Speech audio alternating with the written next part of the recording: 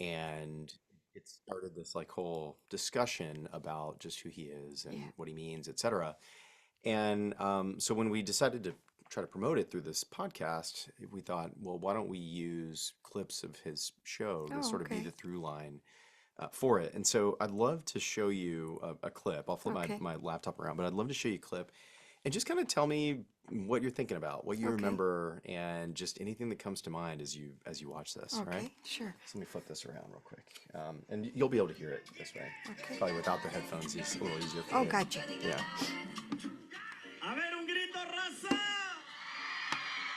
No, hombre, apenas estamos comenzando aquí. Qué tremenda gente. A ver, mira, una toma desde aquí hasta allá y las gradas allá que nos hagan también allá porque ya no cabe la gente aquí. A ver, toda la raza.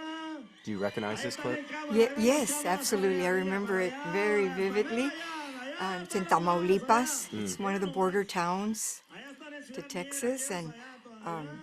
All right. Mexico, and Seguro que sí. yeah, Entonces continuamos he de aquí was de las he was very haciendas, las powerful villas aquí para todos in a ustedes, good way, saludos in a good a natured way, Bugambilias aquí en Miguel and Alemán. Y ahora we had vamos a no idea presentar that a the esta crowd was going to be muchacha que es this una de las huge. mejores cantantes, la This was like güerita de Houston, the Texas, second para todos ustedes. biggest crowd that we had Vamos a recordar already unos éxitos covered de la in gran Mexico. Elsa Were you Garcia para todos nervous? ustedes, No, amigos que nos no, están viendo a través no, de la cadena no. He Telemundo was y TV he Azteca. made you feel La at home. primera Really? Johnny selección de made you Elsa feel at Garcia para home. todos Yeah, ustedes se llama he was Te like he family. Yeah. prometido, Prieto. Aquí está What Elsa was the, Garcia, you got it. Take it in away. terms of Eso, like scale of audiences, like was there something about his ability to bring in people at that size? Like you said, this was like the second largest, For audience for you. yes, Was that like, was his show just able to bring people in, in a yes, way? absolutely. Because the show not only was Tejano, his show was norteño. It was banda. It was a little bit of everything that the Mexican side and the Texas side kind of we gelled together, and so he had groups from all over, from all genres at one point, but his main focus was Tejano, later called Tex-Mex, later called Regional Mexicano, which is what my category was according to my record company, Capitol. Hmm. So yeah, but he was instrumental in getting our music out, getting the visual out, because people, listen to radio and TV is really what puts everything in its place, right? The Hmm. voice, oh, now the face, and it all makes sense now. Is the reaction people have, and I know that's the reaction I have whenever I go and see one of my favorite groups or whatever. I've heard them, and you're out there and you watch them. It's you're taken aback, but um, it was really he just wanted to have a good show. He wanted to have a good legacy, and I'm very sure that he's very happy up in heaven, looking down, knowing that what he left behind is a forever. It's forever. One of the things that always stuck out to me about watching the show was that it always seemed like the bands were having a really good time. Like it was Yes. fun, regardless of the size. Like I've seen clips of like La Fiebre playing to a small studio audience and doing, Yes. their stuff there. And then you see an episode like this out in the open, out in the air. Yeah. You know, what was it like actually just like playing a show like this? Were they Yeah. different than the other live shows that you did? Well, different because you had to do playback. Mm. That's the only difference. Why were they Um, like that? Or, Because it's a TV show and it has to be as perfect as possible hmm.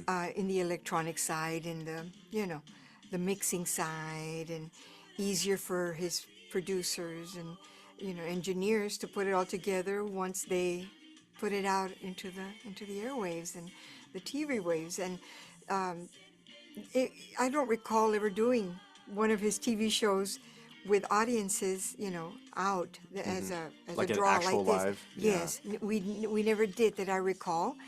Um, It's funny though because I feel like this concept of doing playback or like lip syncing, yeah. is sort of a new idea. But I mean, these shows were a long time Oh ago, yes, so yes. that's I'd always kind of suspected that. Did Hmm. did that Was that something that was a deal breaker for you? I mean, obviously you No, played the show, you were no. happy to do it, right? No, no, absolutely, never a deal breaker. Hmm. All the promotion we ever did, because for us, or as a group, as an entertainer, as a singer, whatever you want to classify it as, it's a routine for us.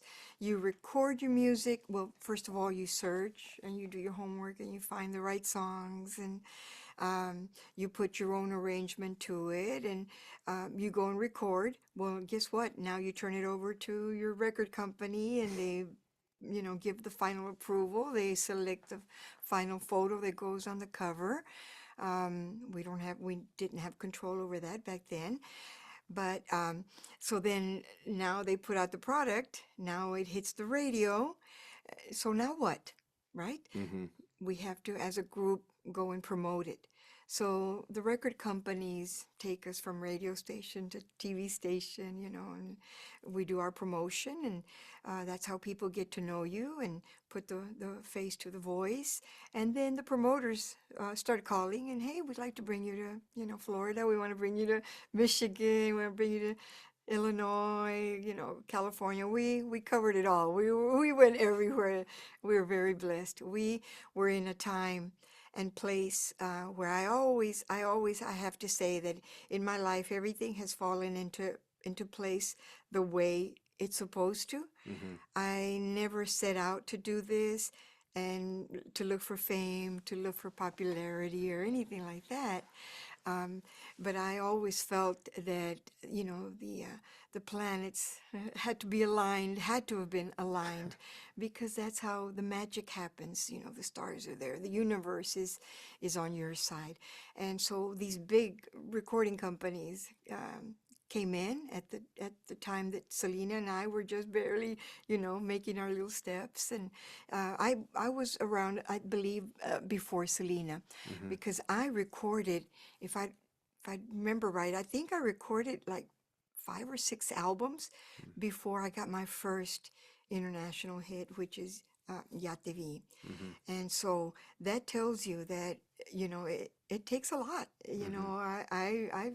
Right now that I'm, you know, have taken a break these last few years, I feel for all the groups that are out there hustling and, Hmm. doing Hmm. their thing, because they don't have the backing of the big recording companies like we did. So Hmm. I just feel I'm been very fortunate. So one of the programs that we would do immediately was Johnny. That's how you got your music out, and that's how you let the people know you had something new and fresh for them. And so Johnny was more than happy. He's always was on our side, and so we would do his show, and immediately we would see results. And Wow. he knew it. Yeah. He knew it to the point where he felt, okay, I can take my show out also, and have people come in, and people didn't have to pay to go to it.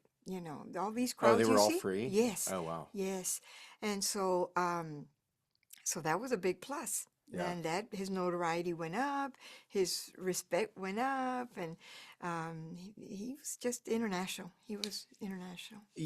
So before we started recording, you were asking me like how I ended up in this role and stuff, and I was sharing with you like I had a company. I wasn't even doing TV or anything like that, and I kind of stumbled into it, right? The planets aligned in the way that you just described. Yes, yes, And um, so when I was reading up on you, I read that you were an accountant and a yes, bookkeeper before you did like music. Is yes, that right? yes. I Yeah. mean, are we started already? Yeah, yeah. Tell me about Oh, it. Yeah, yeah, yeah. you sure you want to go that far back? Absolutely, I do. Yeah. Okay.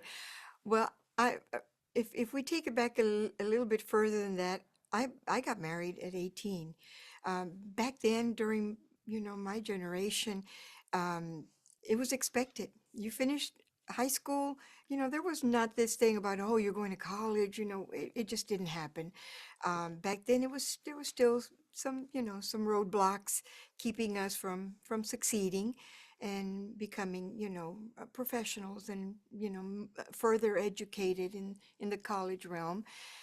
So you did what you needed to do to help yourself and to progress and succeed. For women back then, I think people will agree, it was just expected. You finish high school, you're going to get married and start your family. Your husband is who works and the breadwinner, and that was just my generation, how it happened. Well, little did I know that my husband had a band. Um, and so, you know, Like you actually didn't know? I Like did not know, had really? zero clue. And I had always told myself, I'm never going to marry a musician. And we'll go back and talk about Yeah. why I Yeah. had concluded this. And I had come to the point where I said, I'm never going to marry a musician. You know, they drink, they smoke, you know, they philander, they're out there and the girls like them. And, you know, hey, 1 + 1 = 2. And the inevitable happens. And I didn't want that life. And so here I am. Here I am already married. And so, as they say, can't beat them, join them. I mean, but So, how did he have a band? Was he just kind of sneaking off and playing music, like, well, you know, or it was like more of a, like a hobby? yeah, more of a hobby Mm, for okay. him because he played the saxophone Mm, and he liked to put guys together, musicians together, and they'd, hmm. you know, small little gigs or whatever, nothing professional, and they weren't looking to be a big band that I remember. But then you realize that they have one and you decide to join them. Well, what happened is that, you know, I found out and he came forward and, you know, he started having the rehearsals there at the house. You know, subconsciously you are listening to this and repetition, repetition. I was in the other room. I already had my son. And so, you know, repetition and, you know, you learn stuff, you know, without even realizing it. They eventually had a uh, gig at the University of Houston. It was called the Cougar Den at that time. And so I would go to the gigs. He would take me to the gigs. You know, I wouldn't stay home. It wasn't that bad. And this one particular night, the guitar player, who was also the singer, Raymond, um, got sick. He had laryngitis, and so he didn't know if he was going to finish the night or not. So he just couldn't pull it off. My husband gets off the stage, comes straight to me. He says, I need for you to save the night. You know, I know you know the songs. I've heard you sing them in the shower. And I was really I am a super shy, introverted type of person. Um, but, you know, he asked me as a favor to save the night. They wouldn't get paid if the night, you know, the gig didn't get done. So yeah, I got up there. You know, the rest is history. The band voted me in, is what Victor says. You know, my husband Victor. The band voted me in, and the singer got so upset he just quit. So Whoa. he had to find a new guitar player, and you know that we took it from there. And then I would take my breaks in between having children. You know, because really it was just a fun thing, a hobby local thing, as most local bands do. You know, there it's just a hobby, and it takes a lot. It takes a lot, and When did it become like when was there a decision that like this is gonna be what you're gonna do? props to my husband. You know, he had the vision that a lot of local groups never never put into action. He did. He said one day, he says, you know, we finally had our first hit, so we were getting calls from all over the U.S. for tours, for performances, and That was so Yatavi? yes, Okay, yeah, okay. TV, And yes. what year was that? I believe it was 92, Okay. 91 or 92. Hmm. Yeah, I brought some notes, but it's, yeah, it'll take me too long to find the notes, but I believe it was But TV. even before that, it was still just kind of a hobby It or was just, something on yeah, just on the local. You know, side. most groups, you do local weddings, quinceañeras, anniversary parties, backyard barbecues, you know, and that's as far as it goes. But Victor had this special ability to see that there was something beyond local Hmm. for me or for us and for the group. And so um, we took a chance. He quit his job. I kept working. By then, I was a radio DJ at the number one Mexican station in Houston, Which was? um, La Tremenda, Okay. 10 a.m. Okay.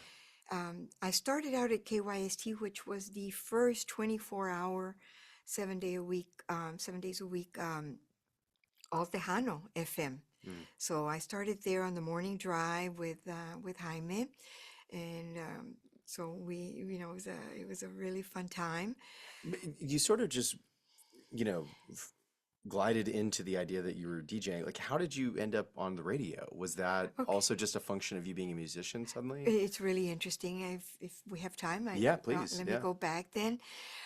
So we recorded our first 45, and I'm really dating myself, as you know, but facts are facts, and history is history. But we recorded our first 45, Tu Dices, and I forget what the other song, the flip side was, but there was an FM radio. You might have heard about it. I think it's oh my gosh, the local The one that I grew up listening to community. was Kakukuka. Okay, that's the FM. Okay. This is way, way before that. Okay. If somebody in the back there, Yeah. KPFT. KPFT. Oh yeah. KPFT, Yeah. yes. Thank Yeah. you guys. Yeah. A we save have from the we have audio, little midgets the helping mixer. us. Yeah. Yeah.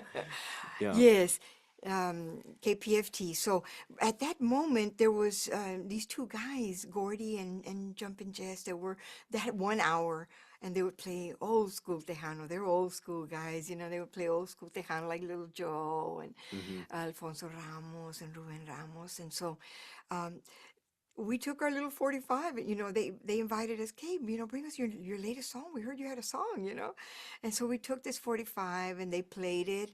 And the owner of KYST that was about to open the station, that's how he found me, Wow. recruited me, and Incredible. he said, "You have an amazing voice on the radio when you do interviews. And so I left my bank job.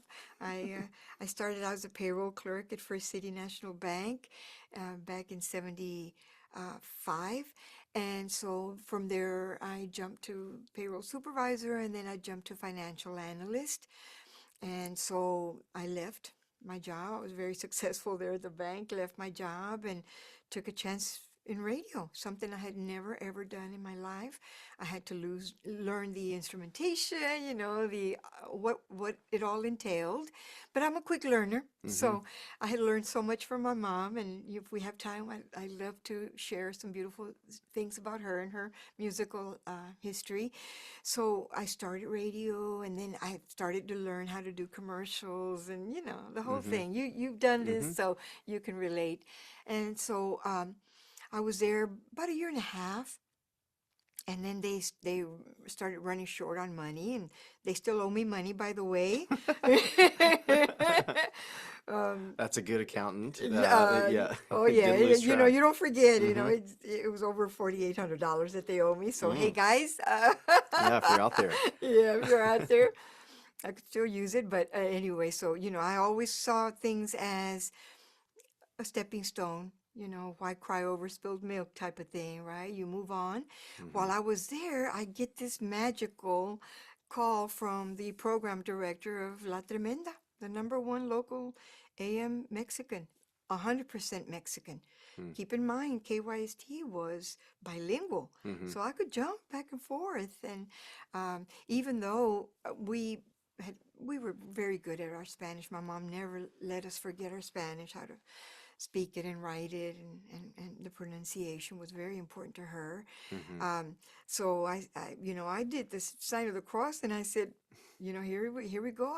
I've got to turn this Tex-Mex ability and just go 100% Spanish, Mm. and I did. Things have really come fairly easy to me in life, and Mm. I feel very blessed. And yeah, I was there for almost 3 years, and that's when Yatevi came out. And so my husband has this vision: we're going to go on tour, we're going to give it a shot, and do or die. And so I go to my program director, my boss, and I said, his name Gary Stone. um, I said, "Gary, I've got this opportunity. I've got a hit on the radio. I think and I want to try my luck. I want to go out there and never have a regret. What if I had given it a shot and gone on the road, and Mm-hmm. why look back and say what if?" And so he says, "You've got the number one rated talk show in Houston. I can't let you go." And I said, "But Gary, this is a once in a lifetime thing for me." He says, "Tell you what, let's compromise. I'll give you 3 months." I think he gave me 3 months I'll give you a leave for 3 months because I know you're going to come right back. He says, just like that. I remember it vividly. And he says, I will put you on a personal leave of absence. You go out there and you do your little music thing, but you'll be back. And I said, Gary, thank you so much. I appreciate it. And I hope you're wrong. Mhm. And we left and we went on the road and we traveled all the Midwest, Michigan, Illinois, and we got as far as New York. There are a lot of people from Puebla up in New York City and I was California. We just went having this everywhere. conversation. I mean, there are people all over the United States in pockets of Tejanos and Mexicanos Yes, all over. we're all over. Yeah, the people kind of just assume it's just Texas and California or the No, Southwest. yeah, no, no. And big audiences, were you getting good Yes, receptions yeah, up the there in the those places places? were packed. Wow. Uh, Back then, and this was another really important thing to know that when you go on the road, we we had a promoter that would take us there, a promoter that would book you three different clubs the same night. Imagine, That's a imagine lot.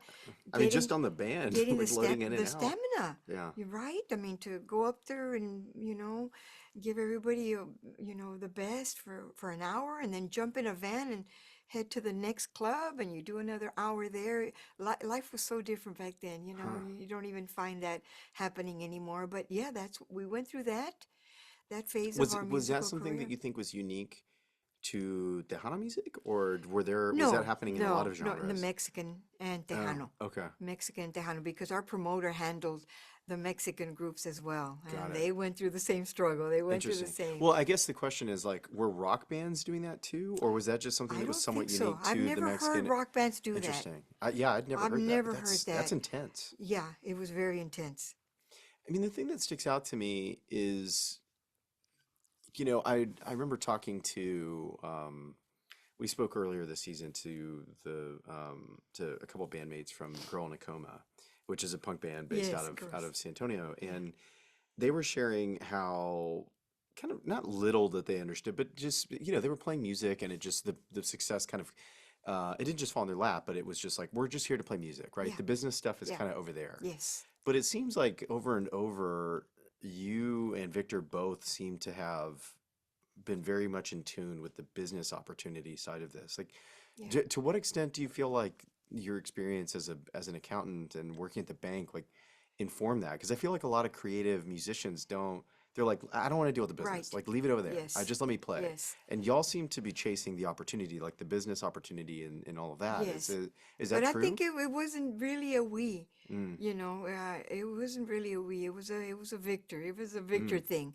mm. Um, and to answer your question, no, my accounting and bookkeeping and all that experience never came into play Really? because I had to focus on the talent Mm, side. I had to focus on the next hit. mm-hmm. I had to focus on finding the next big song. You're only as good and as popular as your last, hit. Was that stressful for you? It's very stressful, but I see it. I see it as a stressful thing today. Now looking back, I almost get my stomach kind of knots Mm, up because I ask myself, how did I do it? mm-hmm. But I think when you're in the moment, I think when you're living it, you just I know I just focused on I got to get the next hit. The Mm-hmm. pressure's on me. It's not on the musicians, Mm-hmm. it's on me. And so I would find music. I would listen to so much music. And as you know, Mm-hmm. and this is very important, as you know, in Tejano, in Tex-Mex, uh, we are all cover bands Mm-hmm. before we do anything else. Mm-hmm. We are cover bands. That's how we all start. We pick up a song that we heard, on Mexican radio, and then we bring it in and we make it our own. We make it Tejano, we make it Tex-Mex, whatever you wanna call it. You just make it yours. And that's really what we do in Tejano. We Mm-hmm. just, we cover covers. Once you start getting your hits, the writers start coming to you. Hey, I have this song. I have a little cassette. Can you listen to it? And you take it from there. You pick and choose, and you decide, what path you want to take as far as style. And so I always wanted to be true to my style. That is one thing that was always always on my mind, that I was not going to be a copy person. Mm-hmm. As a matter of fact, I took it to the point where I would not listen to other female artists, Tejano artists, Mm-hmm. because I didn't want to get influenced. I appreciate and respect everything they did, Mm-hmm. but I knew that in my mind, subconsciously, some of that stuff may come and blend into me, and I wanted my own thing. I always wanted my own style, and Mm-hmm. earn it on my own. And I think that's what we accomplished, because when we first started out, they wanted they wanted us. The record company was based out of San Antonio, the Mm-hmm. capital of Tejano music, right? Mm-hmm.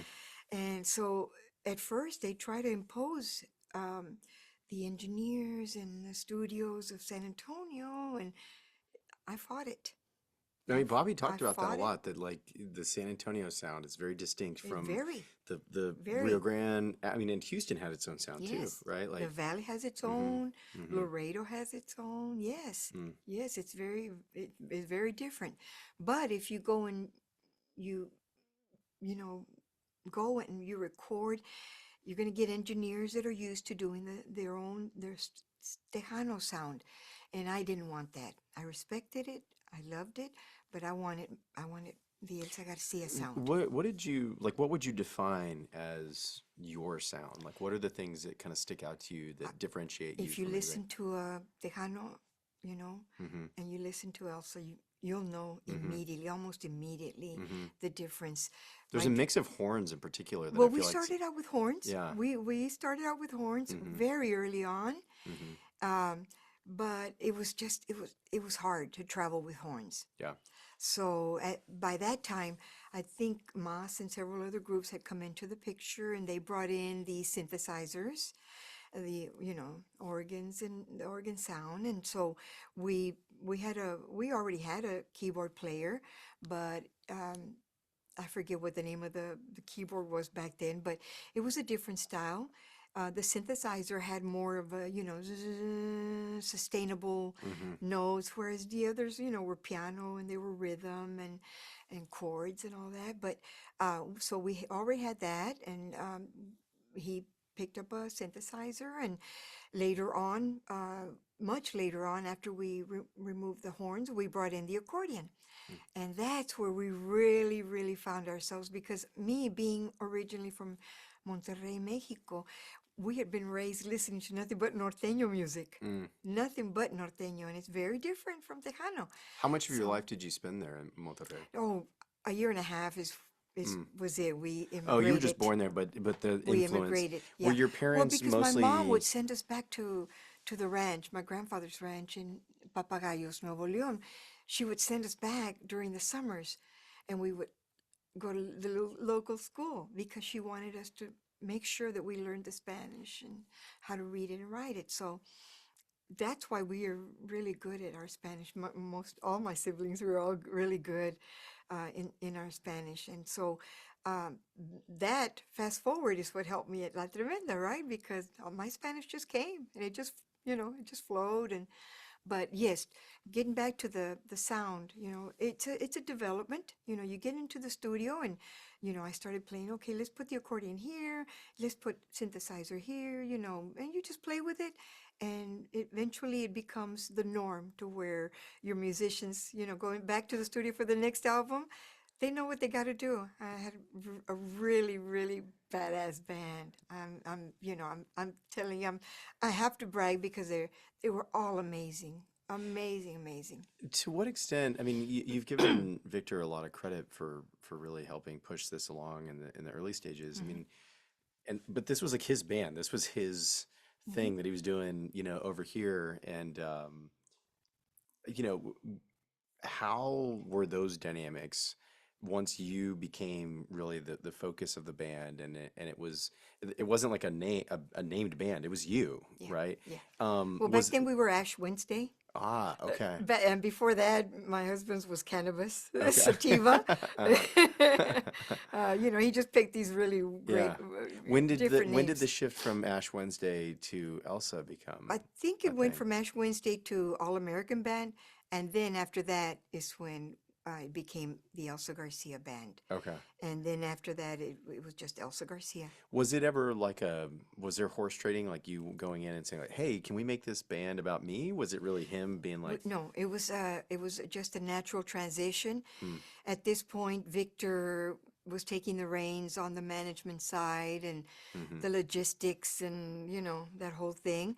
So he had to drop out from playing sax with us, and so we just we took it from there. And but he was always hands on, hmm, always at the studio, and just kept both things going. And it was just a natural transition. It was never, hey, you got to do this now, and I'm going to have to take the reins here. No, it was never like that. It was really just it just worked? it just worked. It My fell in wife and I place. worked together for like 7 years, and so I'm always curious whenever I meet other couples Yeah, that have worked together. yeah, We loved it. I mean, it was yeah, there was certainly yeah. moments of tension that we would butt heads Yeah, occasionally, but we had those moments of tension, a lot of moments of tension, hmm, but not because of him and I, but because of the surroundings. You would get to a gig and they didn't deliver what they were supposed to deliver. The promoter, didn't hmm, deliver, or hmm, they didn't have the right sound. They didn't have what they promised. They didn't do the right promotion. Victor was on top of, you got to, you need to spend this much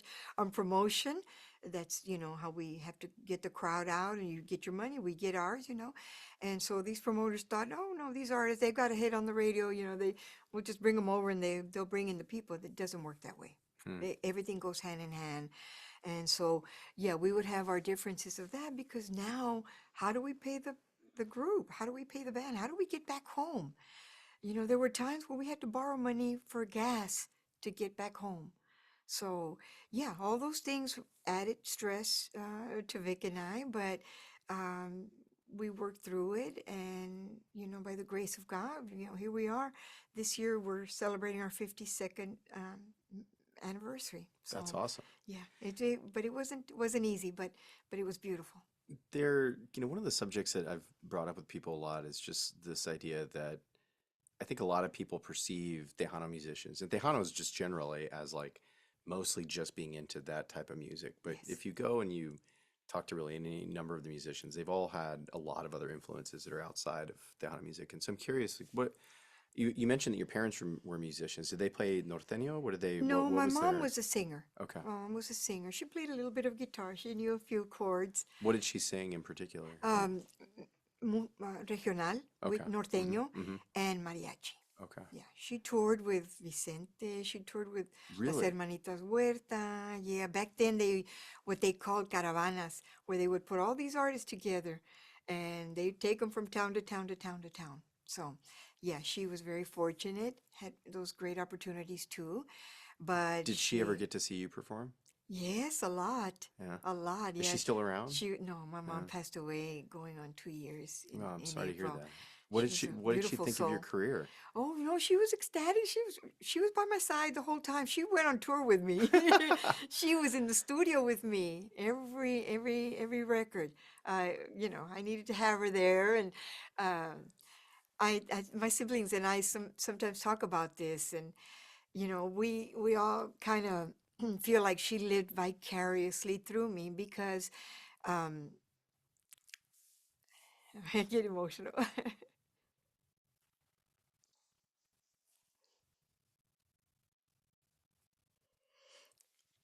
Because I think she didn't have the support that I had. I, excuse me.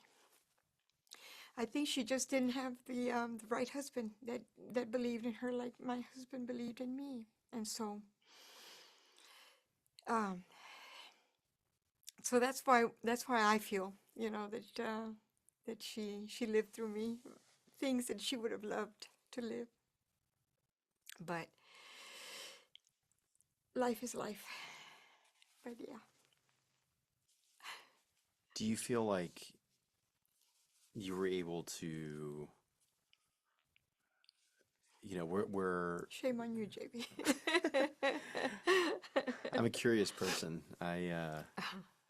You know, I this conversation resonates with me because I've always felt like, um, my parents, both my parents have always been so supportive, but um, I'm struggling with this now, right, with my mom. My mom's got Alzheimer's, and Oh, God. it's an awful, awful disease. Yes, it is. Um, Yes, it is. and I feel like I'm at a kind of crescendo, or I mean, maybe not the peak of my career, but I'm at a really amazing spot right Yes. now where I'm Yeah. at. And she's only partially able to participate in it. Hmm. She, my dad told me the other day that, she kind of has these episodes, but he can play my TV show and it'll kind of reset her a little bit. And she goes, "Oh, there's Yes. JB." Yes. And I think that there's like a chord that moms can have that's struck when Hmm. we're able to kind of go do the next level up from Yes. what they were able to achieve. Do you feel like, I mean, the dynamic that you described about her And and her husband's one thing, but I believe honestly that our parents want us to be better than they right. are. Even though you do see situations where parents hinder and hold back their children from becoming who they truly are Mm-hmm. because of their insecurities. They don't want their kid to be better than them. Oh, it's going to make me look bad, you know? Mm-hmm. But on the contrary, your children are a tribute to what you brought to the table to them and what you taught them and showed them how to do. And I think it's a tribute to your parents when they see how you do better than they have Mm-hmm. possibly done, you know? Well, so on that note, I mean, I've asked several people kind of like when peak Tejano, was really, really booming, and Yeah. multiple people. Bobby actually I was joked. there. Yeah, I was well, there. I lived it, man. yeah, and Bobby joked because I asked him that question. He was like, I missed it. He was like, I Yeah. technically was kind of on the He came backside of right it. after Selena and I. Right. And Yeah. so what's interesting about your career was right around that period, at like the height of a lot of this Tejano music, Yeah. you step back, right? I Yeah. mean, why? What Well, was the it decision there? wasn't actually. Mm, Actually, it wasn't the height. mm, By then, things had started flowing mm-hmm. downward. Because you started to pull back in what, 97, 98? Is that? No, I believe it was. Think my last. I think my last time on stage was in '99. My brother insisted it was 2000, but Okay. I think it was in '99. Um, So 25 years ago, yeah, roughly, yeah, since pretty you much. performed. Yeah. What drove that decision? Why did you decide to take a break? I it was a conscious decision. We were coming back from a tour from Florida, and the tour had been fine. It was good. People came, and this was like in, gosh, it was, had to have been in '96, '97 when Hmm. I first. Um, and I told my husband, I said, I think I need a vacation. I think I need some time off to recharge and rethink all this. Was there just a Because lot of pressure, or were no, you just tired? no, what happened was that it really goes back to when Selena passed away. Hmm. Um, and people blame the DJs and the radio stations because they kept repeating to the point of, the listeners, we get programmed if we listen to things, right? Mm-hmm. Repetition, you Mm-hmm. get programmed. And they kept saying, "Oh, the music has died. Selena's gone. The music has died. Blah blah blah." And I think people started believing Yeah, it, you actually, yeah, right? yeah. It's like the People, party's over. It's like, yeah. okay. So much so that I think the record companies uh, stepped back and said, "Well, maybe it's true. Hmm. Maybe it's true. The hell with Elsa. The hell with Mas. The hell with Roberto. The hell with everybody else. Like they they they pretty much indirectly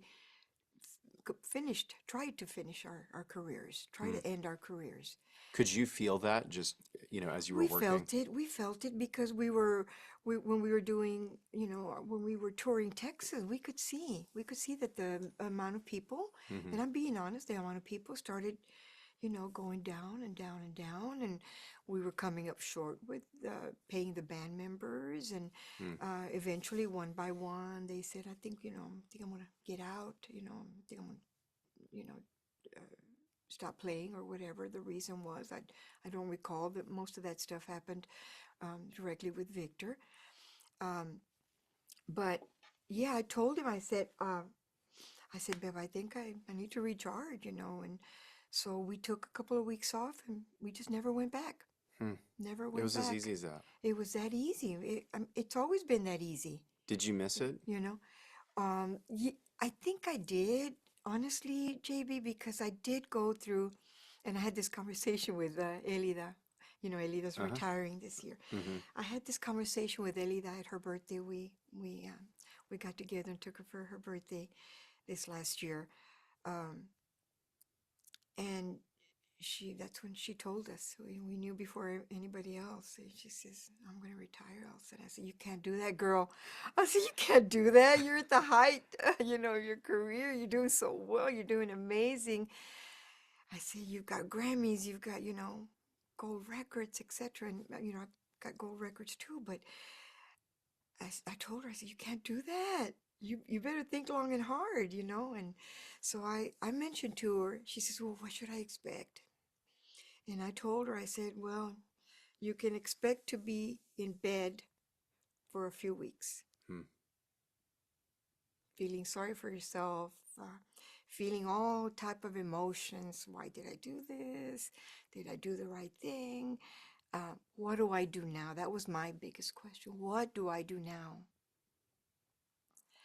So, I let those weeks go by. I got over myself, as they say. Mm-hmm. Never into medicines. Never did that. Any of that. I've always been a strong person, and so I just said, "Get over yourself, Elsa, and move on." And we literally started from zero, or negative zero. And so my husband got a job, and um, my brother, by that time, that was in my band, my brother JC, who was an accomplished singer and My son's name is recording. JC. Oh, Yeah. cool.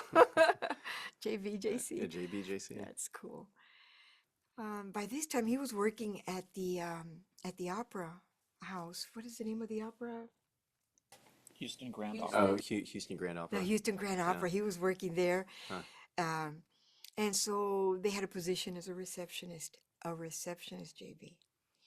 So I got hired. I was a receptionist, and it was amazing. It was So amazing. this is such an interesting conversation for so many reasons, but one of the reasons is that so in college, and I've sort of told this story a couple times on a couple of episodes, just that like I was reconnecting with the music in a big way when I went off to school in Austin.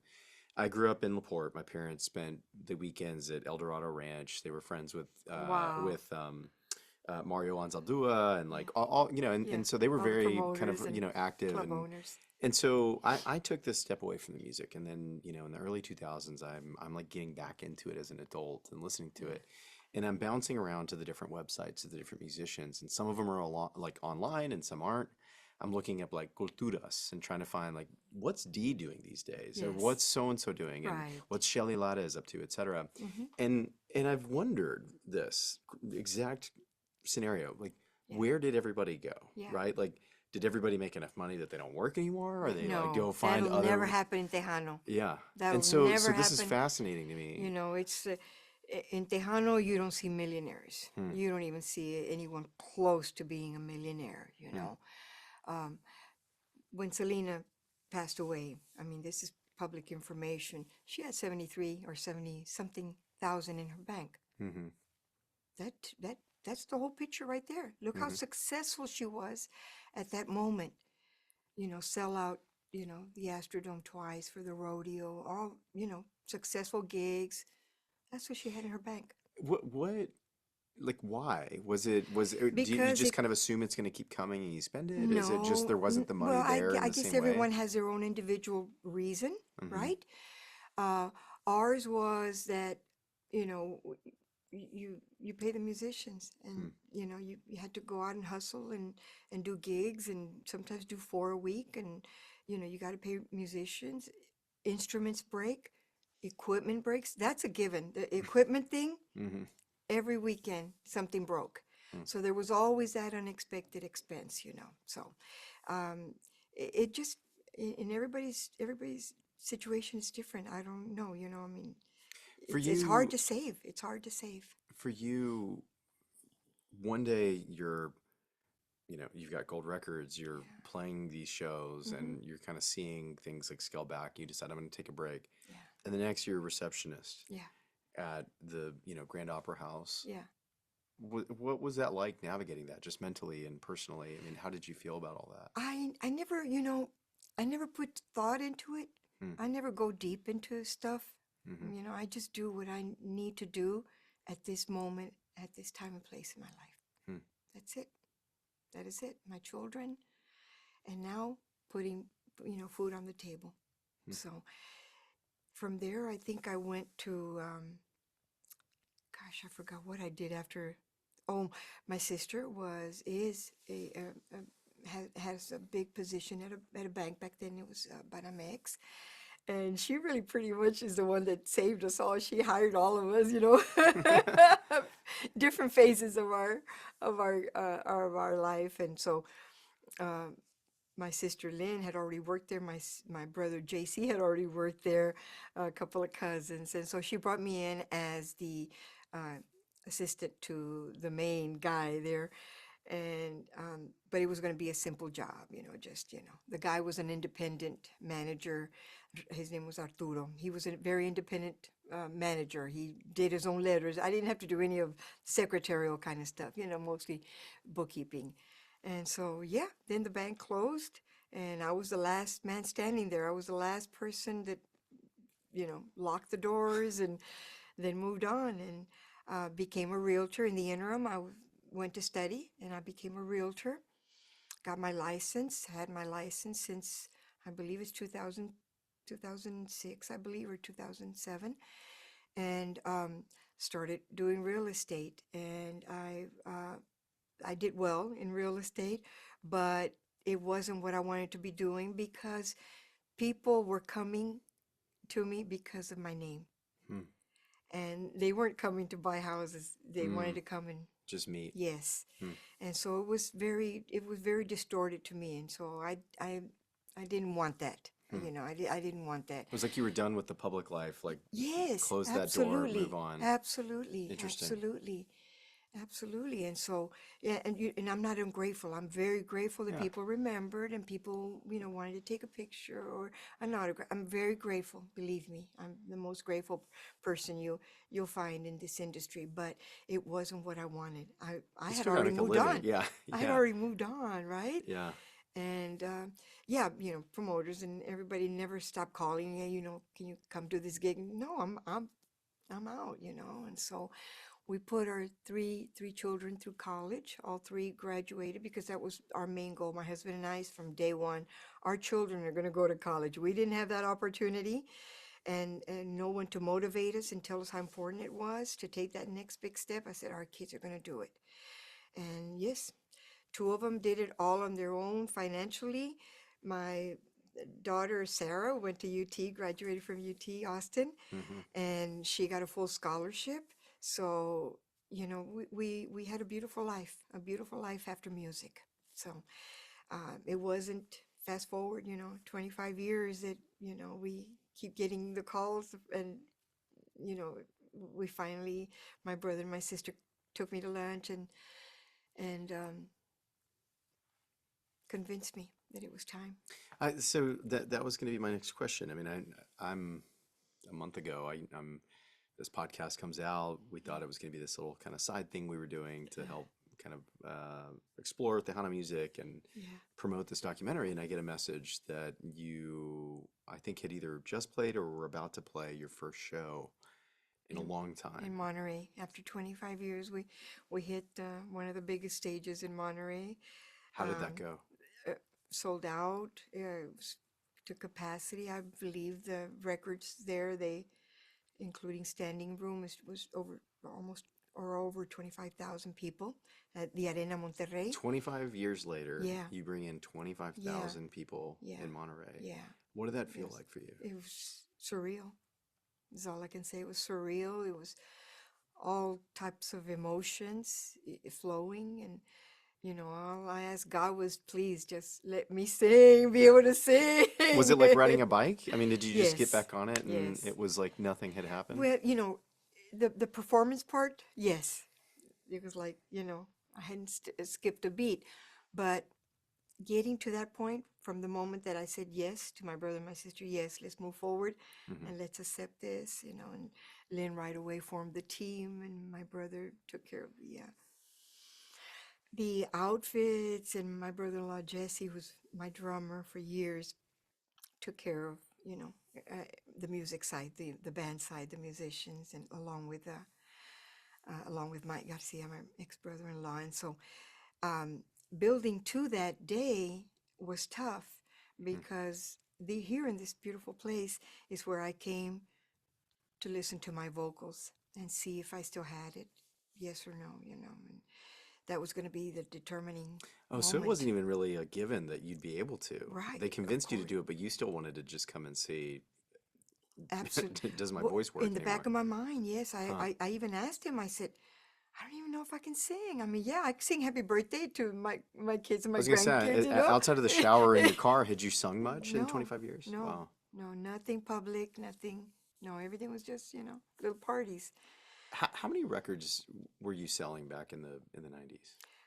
Well, I mean, what is I a gold record? I think a gold record in Tejano back then was, and Victor may correct me, I think it's between 50 Hmm. to 80,000, Wow. Okay. which is doesn't compare to the Yeah, American, but that's a right? lot for like a genre, Yes, a in small a market genre like like this. Tejano And is, yes. so you went all that And time we did and it consecutively. yeah. Four consecutive gold albums, which was unheard of, Hmm. unheard of. And so yeah, it was. But now fast forward, Hmm. you're jumping back in. I mean, Uh-huh. what do you attribute so much of that passion to have 25,000 people show up after all this time? Yeah, It's not like you had been keeping this newsletter going or, yeah. emailing No, people no, constantly. completely Where, cut. was it a shock to you? Were you concerned at all about filling a space that big? No, I never go into doing Hmm. things with any thoughts of what ifs, you know. Hmm. No, I always went into things saying, God, like I told you, God, just give me, don't let my voice fail me. Hmm. The rest I can take care of. I've got a badass band back there. They rehearsed their hearts out, and I know we got it. I know we got this, you know. And hey, engineer out there, give me the best sound you got. Mr. Light guy, give me the best light show you got. And everything fell in place. Everything Between your fell in place. mom, Victor, and your siblings, I feel like contrasting to every other story I hear about musicians and their families not being so great to be around, I feel like you've got one of the most supportive Yeah. support structures around Yes, you. amazing. I wouldn't have been able to do this if it wasn't, you know, that it was family. Hmm. And you know, a lot of people say, no, don't get your family involved. They're the first ones that backstab you. They're the first ones that, you know, turn your back on you or they betray you. And it just has never happened that way for us. No. So where now? What's next? Well, we've got some things cooking. Hmm. We've got some really good things coming up Are this you going to year. continue to play? And I'm not doing tours. Mm. That's very clear. I want Hmm. the audience to know I don't want to mislead them. I didn't want to mislead them from day one. You know, we always say we're going to do just special big shows, you know, big arenas, and take it from there. And so we've got a couple of propositions this year as well, and it's something that I don't have to do, Hmm. JB, and that's, I think, what gives me the freedom Hmm.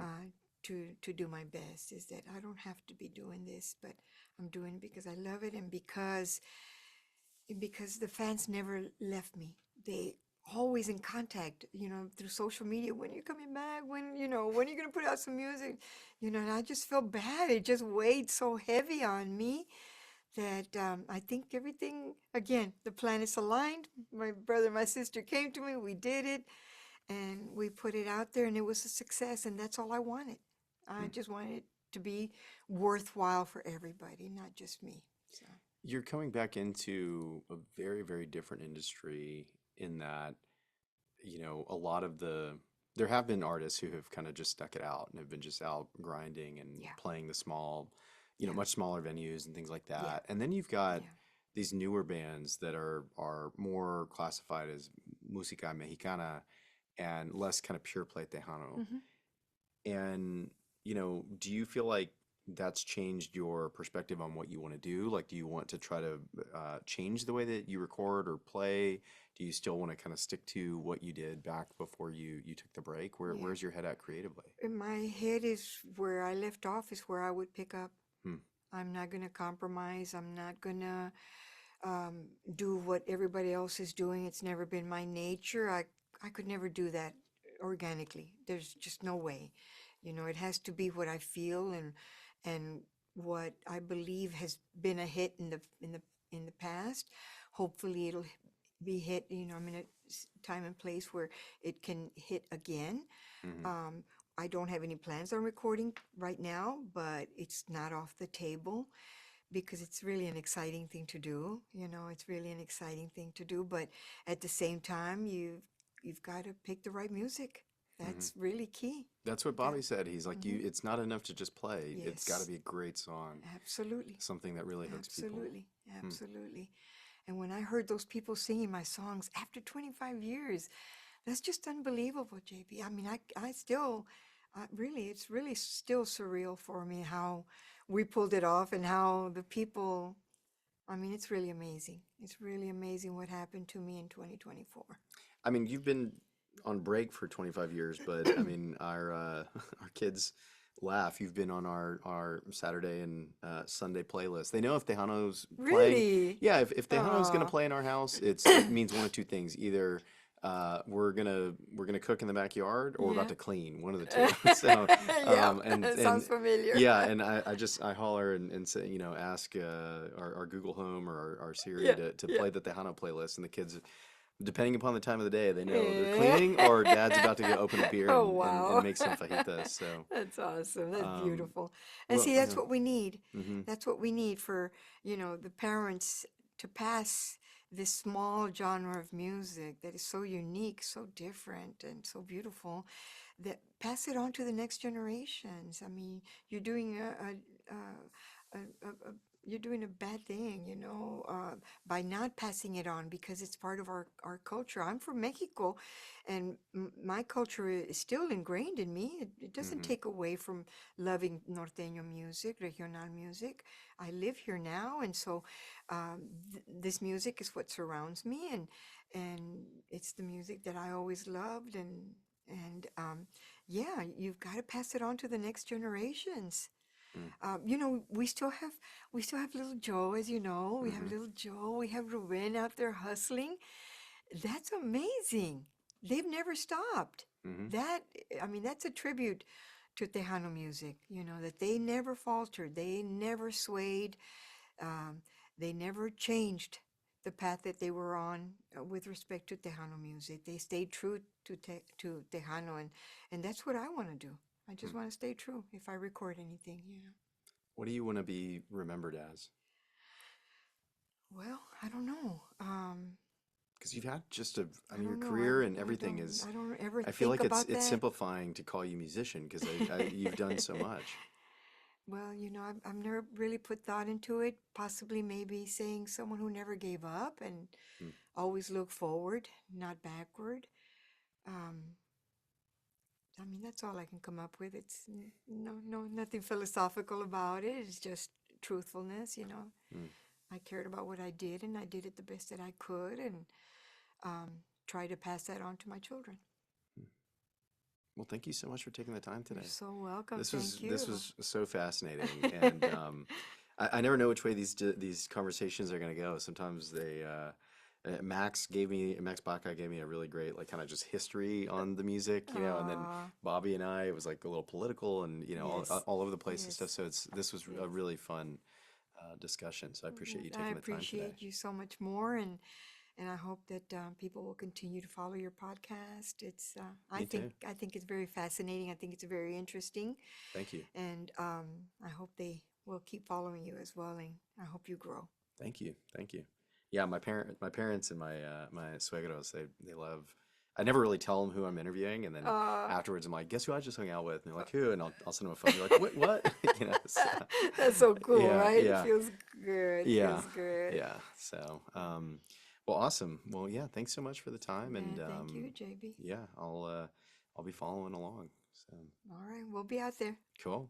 We'll keep you up to date. I know Lynn will keep you up to date Yeah, on please what's going do. to happen. Yeah, I think we're yeah, I mean, I was talking to my producers, and we are hoping to keep it going for another season. You know, I think we'll probably wrap the season with you and Little Joe. Oh, So wow. we're trying to get timing to work out with Little Joe, and so then we're gonna kind of take a break, see what we'll come back with, and I think that it'll probably still you know have some influence with music and stuff, but we want to what's been interesting to me is that the whole purpose of this was to explore Johnny Canales and his relationship to the music. And then as a result of each of these conversations, the discussion has kind of gone in a bunch of different directions around the music industry or politics or identity and things like that. So we think that there's an opportunity to grow the podcast into other things, even just kind of outside of But music. you'll So, see, you'll find that Johnny Canales was the common denominator you in know, that. In that. I was curious yesterday. The woman I'm drawing a blank on her name, but she's the editor for Billboard for the Latin kind of like coverage, Okay. and we were like we kind of worked on a pre-production document, and my producer, one of the questions he wanted me to pose was like, how influential was Tejano music and Johnny Canales? And you know, she's not Tejana. She lives in Chicago, and she's from Mexico, and so she listens to the music and she has a connection to it because she was young and in the '90s. Her saying or telling, regional Mexican was Tejano, and basically Yes. it was the biggest music more than anything else. And so, I you think I know, mentioned that to you early on. yeah, yeah, That's how they. that's how you, yeah, and they would categorize it that way, right? Yeah, and I They actually, wanted to get away. The record companies wanted to get away from the Tejano because it was too single. You know, it's well, just. and that's what I brought up with her because I think that in a way also kind of hindered the music because people were so, Mhm. you know, strict about what is Tejano and what Yeah. isn't. Yeah, And they at some point thought that we had betrayed them for now being known as Mexican regional, you mhm. know, and I mean, you have to get over it. But yeah, it was just a natural transition because that's really what we represented. But Tejano is Tejano, and you know, Hmm. most people are never going to stop saying Tejano. I heard this year that the rodeo has dropped Tejano, the word Tejano. Yeah, yeah, because it's been called Go Tejano forever, but they haven't even really had Tejano in a long time. You Right, know, I mean, right. I remember when uh, Oscar had his big public spat. You know, when with La Mafia kind of just making their big thing about the fact that they weren't playing Tejano anymore. Yeah, yeah. Um, and yeah, I don't know. I mean, what? How do you? Is that a good or bad thing for them to drop that title? Well, I mean, you know, I don't think it has any relevance. I think Yeah, a title is a title and people will get used to it. just play the music. Yeah, People want to know who's going to be performing. They don't care what title you put on it. That's just my opinion, you know? yeah. So I think whatever they call it, you know, they need to be true Hmm. to what they're bringing music-wise because they, Los Tigres del Norte, that's 100% norteño. Yeah, What yeah. does that have to do with Tejano? They're Hmm. none of them are from Texas either. Hmm. So that kind of tells you that they have the mentality of business. Hmm. Who sells more beer? Hmm. Norteño Yeah, sells more beer. yeah, You know. So yeah. there's a, you know, they've got to report their numbers too and You know, it's like bring in I'm Tejano, and I'm like whatever, like yeah, change the name, just yeah, fill the seats, you yeah, know. yeah, So, yeah, yeah. but well, awesome. Well, yeah. Well, thanks Okay, again. you're This was very great. welcome. Yeah, I didn't this need was my awesome. notes. Yeah, great. Yeah, yeah. Um, yeah, I'm really happy that Lynn reached out about this Oh, and well, that we were you're able to so make it work. welcome. I Yeah. thank you very much for